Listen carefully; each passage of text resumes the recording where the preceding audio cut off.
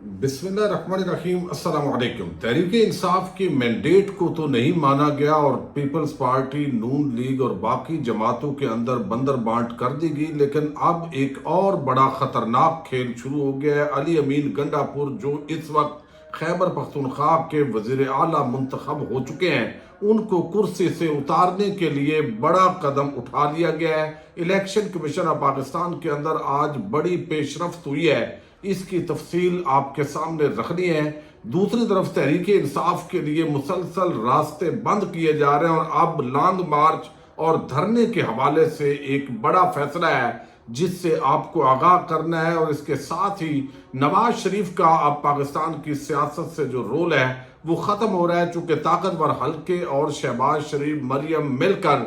یہ سارا اس وقت نظام چلا رہے ہیں۔ تو اب نواز شریف واپس لندن روانہ ہو رہے ہیں۔ اس حوالے سے ایک بڑے سینئر جو صحافی ہیں، جو نون لیگ کے بڑے قریب ہیں، انہوں نے کیا دعویٰ کیا ہے، اس کی تفصیل بھی آپ کے سامنے رکھنی ہے۔ اور آج مریم نواز نے پیاز، آلو اور دیگر جو ریٹس ہیں وہ تو چیک کیے ہی ہیں، لیکن اس کے ساتھ جو اصل چیز ہے وہ آج بڑی عام ہے، اور وہ یہ ہے کہ کیلے اور پیاز اور اس طرح کی چیزوں کی باقی صوبوں کے اندر جانے کی پابندی بھی لگائی ہے۔ یہ تفصیل آپ کے سامنے اس لیے رکھنی ضروری ہے کہ اس کے پیچھے معاملہ کیا ہے، اس پہ بھی بات کریں گے۔ مریم نواز جب سے آئی ہیں تو ٹک ٹاک حکومت چل رہی ہے اور مسلسل اس طرح کی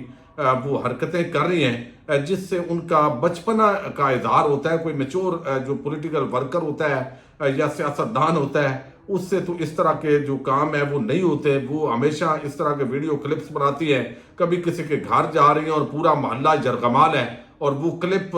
نکالنے کے لیے وہ کس طرح کا معاملات ہو رہے ہیں وہ سب کو پتا ہے۔ لیکن جب علی امین گنڈا پور نے ایک پریس کانفرنس کی اور پہلا جو کابینہ کا اجلاس ہوا کے پی کے کا، اس کے اندر ایک بڑی اصولی بات کی گئی کہ 1510 ارب روپے وفاق نے خیبر پختونخوا کے دینے ہیں، اور اب حالات بھی اس طرح ہے کہ ہمارا جو صوبہ ہے وہ قرضوں کے اندر ڈوبا ہوا ہے، اور یہاں وہ اس طریقے سے وسائل نہیں ہے جیسے پنجاب یا کراچی اور سندھ کے اندر ہے۔ تو لہذا ضروری ہے کہ آپ ہمیں کچھ پیمنٹس دیں، اگر پیمنٹ نقد نہیں ہے تو کوئی بات نہیں ہے، جو گیس اور بجلی ہے اس کے جو بلز ہیں اس کے اندر ہمیں کنسیشن دیں تاکہ عوام پر بوجھ کم ڈالا جائے۔ دوسری طرف جو گیس کا معاملہ ہے تو اس طرح کی بات بلوچستان کے اندر بھی کی گئی۔ تو آج پنجاب سے بھی آواز اٹھی ہے کہ بھئی کیلے، پیاز اور اس طرح کی جو چیزیں ہم دیتے ہیں تو اب صوبے سے باہر نہیں جائیں گی، تاکہ اب یہ بھی پنجاب کو ملیں گی۔ تو ایک وفاق جو ہے اس کے اندر ایک عجیب قسم کی صورتحال ہے جو آج جس انداز میں ساری جو چیزیں ہیں وہ ڈسکس کی جا رہی ہیں۔ لیکن اب ایک سینئر صحافی، آپ کو علم ہے، کبھی وہ صحافی ہوتے ہیں، کبھی وہ پی سی بی کے چیئرمین ہوتے ہیں، کبھی وہ نگران وزیر اعلیٰ ہوتے ہیں، نجم سیٹھی جو ہے وہ آج کل اپ سیٹ نظر آ رہے ہیں۔ جب سے جو محسن نقوی ہیں ان کو پی سی بی کا چیئرمین بنایا گیا ہے تو ان کو وہ بھی ٹینشن اپنی جگہ ہے، ورنہ شاید وہ اتنا سچ نہ بولتے جو آج کل وہ بولنے کی کوشش کر رہے ہیں، چونکہ وہ ان کی بھی پی سی بی چیئرمین شپ پر نظر ہوتی ہے، لیکن ان کو ہٹا دیا گیا تھا۔ تو اب انہوں نے یہ کہا ہے کہ یہ محسن نقوی کو جو بنایا گیا ہے بیسیکلی وہ طاقتور حلقوں نے بنایا ہے، اور دوسرا انہوں نے ساتھ ہی بتایا کہ اسٹیبلشمنٹ یہ چاہتی ہے، یہ آج انہوں نے دعویٰ کیا ہے، یہ چاہتی ہے کہ نواز شریف جاتی عمرہ میں بیٹھ کر مریم اور شہباز شریف کو نہ چلائیں، دونوں کو ہم چلائیں گے، آپ یہاں سے لندن جائیں اور اپنی صحت کا خیال رکھیں۔ یہ بڑی ایک عام دعویٰ ہے۔ وہ کہتے ہیں میرا یہ خیال ہے کہ یہ ان کو ایک میسج دیا جا رہا ہے، پنجاب بھی اسٹیبلشمنٹ نہیں چلانا ہے، وفاق بھی انہوں نے چلانا ہے، تو مریم اور شہباز شریف کو لے کر انہوں نے کیسے چلانا ہے۔ تو نواز شریف کی جو انٹرپشن ہے وہ نہیں چاہتے، اور لازمی بات ہے کہ اب ان کے جو دو بیٹے ہیں وہ پہنچ گئے ہیں، ان کو بھی وہ کچھ مل جائے گا جو لندن پلان کے اندر ان کے ساتھ چیزیں طے پائی ہیں، یا لندن پلان پلس ہو گیا ہے، ہائبرڈ نظام جس طرح بولتے ہیں وہ پلس ہو گیا ہے، یعنی اس کے اندر تو کھل کر ہمارے طاقتور حلقے جو ہے وہ شریک اقتدار ہو گیا ہے۔ کاروباری شراکت دار تو وہ پہلے ہی ہیں، انہوں نے تمام عام انڈسٹریز پر قبضہ کیا ہوا ہے، ایک طرف سیمنٹ سریے سے لے کے آگے ہماری جو زمینیں ہیں پاکستانی قوم کی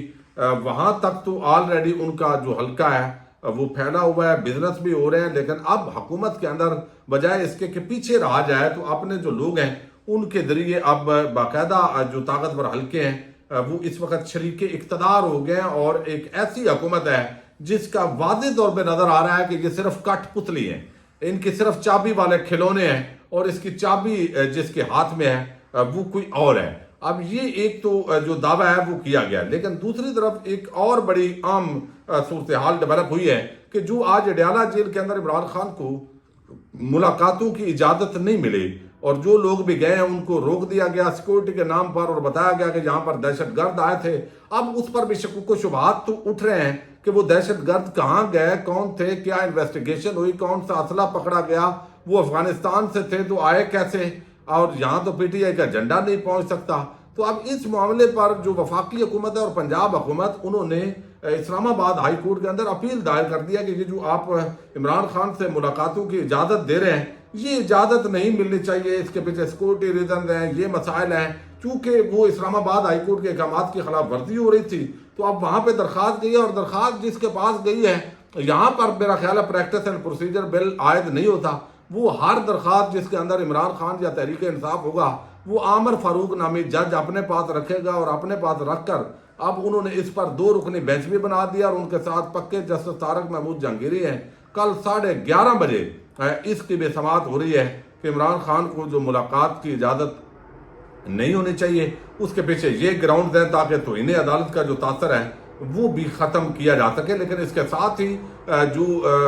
عمر ایوب ہیں اور جس طریقے سے بیرسٹر گور ہیں، انہوں نے یہ ڈیمانڈ کی ہے کہ اڈیالہ جیل میں جو دہشت گرد پکڑے گئے کیا تحقیقات ہوئی، ان کا تعلق کس تنظیم سے تھا، کیا یہ پتہ چلا کہ ان کے پاس کون سا اسلحہ تھا۔ اڈیالہ جیل کی اتنی ناقص سیکیورٹی ہے کہ وہاں دہشت گرد آ گئے۔ ہم فوری مطالبہ کرتے ہیں کہ سپرنٹینڈنٹ جو اڈیالہ جیل ہے ان کو عہدے سے ہٹایا جائے۔ اب یہ تو ہو رہی ہے ایک طرف ڈیمانڈ، لیکن دوسری طرف تحریک انصاف کے لیے مسلسل چونکہ راستے بند ہو رہے ہیں، تو بیرسٹر علی ظفر نے حامد میر کے پروگرام کے اندر ابھی یہ انکشاف کیا ہے کہ تحریک انصاف نے یہ فیصلہ کیا ہے کہ حکومت کے خلاف احتجاجی تحریک شروع کرنے کے لیے رمضان کے ختم ہونے کا انتظار نہ کیا جائے، بلکہ رمضان کے دوران ہی دیگر سیاسی جماعتوں کے ساتھ مل کر تحریک چلائی جائے، اور عید سے پہلے ہی اڈیالہ جیل کے سامنے دھرنا دیا جائے گا۔ تو اب ایک تو جو دھرنا ہے اس کا ذکر ہو رہا ہے کہ دھرنا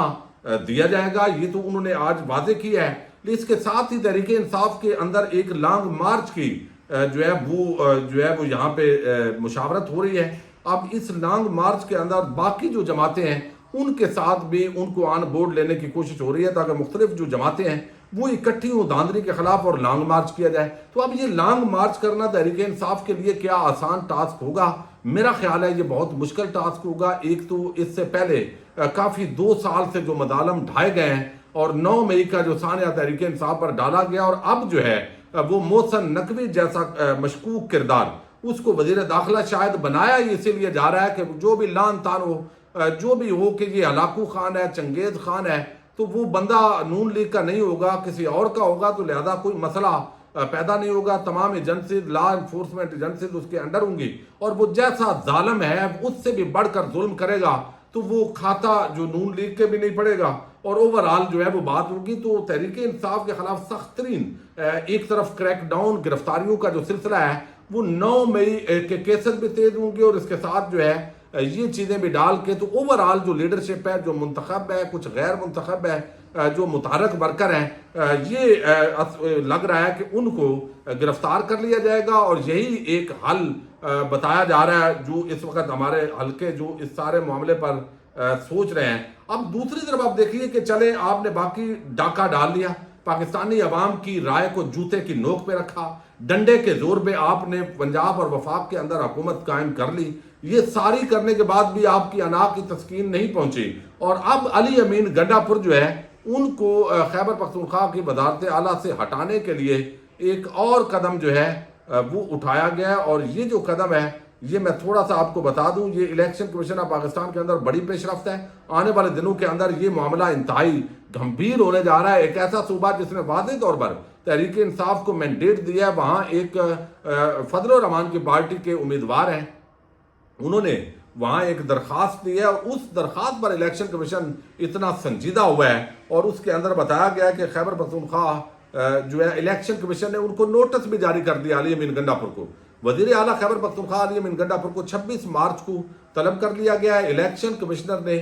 متعلقہ ڈسٹرکٹ الیکشن کمشنر سے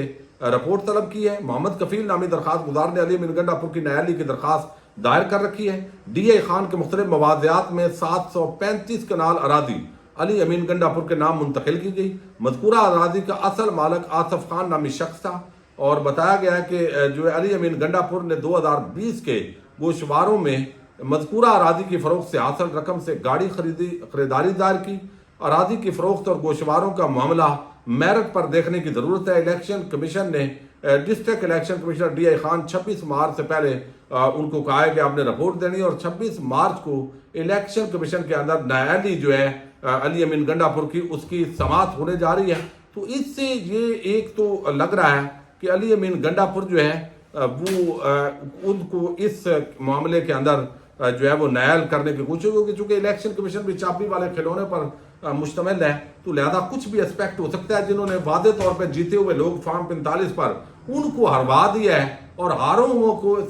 70,000 1 لاکھ سے ہارے ہوئے لوگوں کو جتوا دیا ہے، تو وہ چابی والے کھلونے اس پاکستانی عوام کے خلاف، اسی عوام کے ٹیکس کے ٹکڑوں پہ پل کے کچھ بھی کر سکتے ہیں۔ تو یہ پاکستانی عوام کے خلاف ایک بھرپور قسم کی جارحیت اور بدماشی کا ماحول ہے۔ جی دیکھتے ہیں کب اور کیسے اس کا اختتام ہوتا ہے۔ جو بھی ڈیٹیلز آئیں گی، صورتحال بہرحال مزید خطرناک ہوتی جا رہی ہے۔ ایک طرف 9 مئی کے مقدمات کے اندر عمران خان کے خلاف کچھ لوگوں کی گواہیاں لینے کی کوشش ہو رہی ہے، اور اس کے اندر عمران خان کو سزا بھی دینی ہے۔ یہ کیسز بھی تیز چلیں گے، اور شاید اب جو سماعتیں ہیں وہ بھی جو ہے وہ جیل کے اندر نہ ہوں۔ ان کیسز کی سماعتیں متعلقہ عدالتوں میں، اور عمران خان کی ویڈیو لنک پر یا کسی طریقے سے حاضریاں لگائی جائیں، اور کیسز کو جو ہے وہ تیز طریقے سے آگے بڑھایا جائے۔ تو دیکھنا یہ ہے کہ پاکستان کی جو عوام ہے وہ پرامن جمہوری اور آئینی کتنی استقامت کے ساتھ جد و جہد کر کے جو ہے وہ ان جارحیت پسند اور جارے اور قابض قوتوں سے آزادی حاصل کرتے ہیں۔ پاکستان زندہ باد، پاک فوج پائندہ باد۔